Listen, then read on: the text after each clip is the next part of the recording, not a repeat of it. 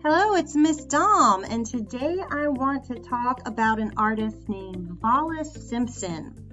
Vollis Simpson created these whirligigs, or he sometimes called them windmills.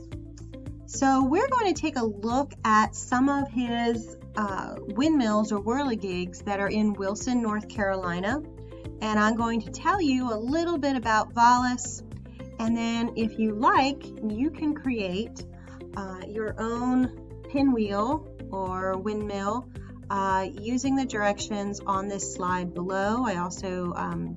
There's also a printable page, or you can just follow the tutorial that shows you how to create it with just a square piece of paper. So in order to do that, you just need some paper, a straw or a pencil, scissors, and a pin. And then of course, since this is art class, you may want to decorate that pinwheel paper before you cut it up and fold it in order to make that pinwheel. So let's take a look at some of Vollis's art, and I'll tell you a little bit about him. Okay, so as you can see, now that I've started this video, this is in Wilson, North Carolina. And in Wilson, there is a park dedicated to Vollis. Vollis wasn't an artist for most of his life. Vollis was a machinist. He repaired farm equipment and machines, and he was also a veteran. When he retired at age 65, he started creating these whirligigs just to, sort of do something fun, so he wasn't just sitting around when he was retired. So from the age of 65 until he was 94 years old when he died, he created these amazing kinetic works of art. Kinetic means they move, and they move when the wind blows. And so as the wind blows, they start moving around. So here's an aerial view of this park that was made. After he died, he lived on a farm, and the people of Wilson wanted to preserve these whirligigs. So when he was alive, people from all over the world were interested in these whirligigs.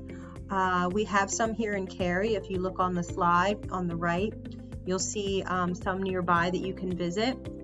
You can also see them at the North Carolina Museum of Art. And like I said, they can be found all over the world. So he became famous for creating these whirligigs. But he was not, like I said, an artist for his whole life. He really never expected to become an artist. It just started off as something fun for him to do, and it sort of blossomed into this second career. Creating these whirligigs and becoming a known artist. And he's what we would call a folk artist or an outsider artist, because he was not trained to be an artist, and he sort of taught himself. And because he had all this knowledge of engines and machines, and he had all these metal parts just sort of laying around, that's sort of what inspired him to get started doing this.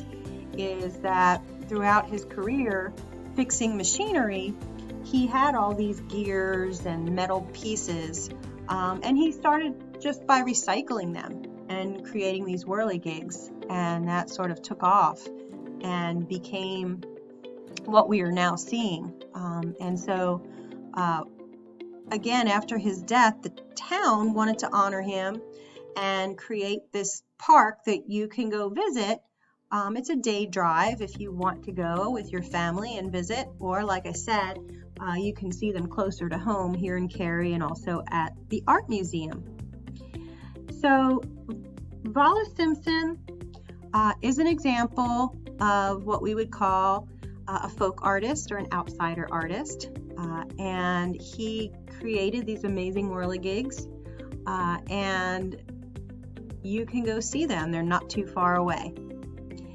So, if you get a chance, maybe you can take a look at his artwork in person. If not, I hope you enjoy the video and the photographs.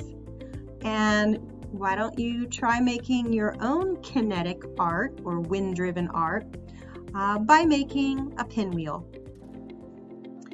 So, until next time, this is Mrs. Dom. Enjoy art.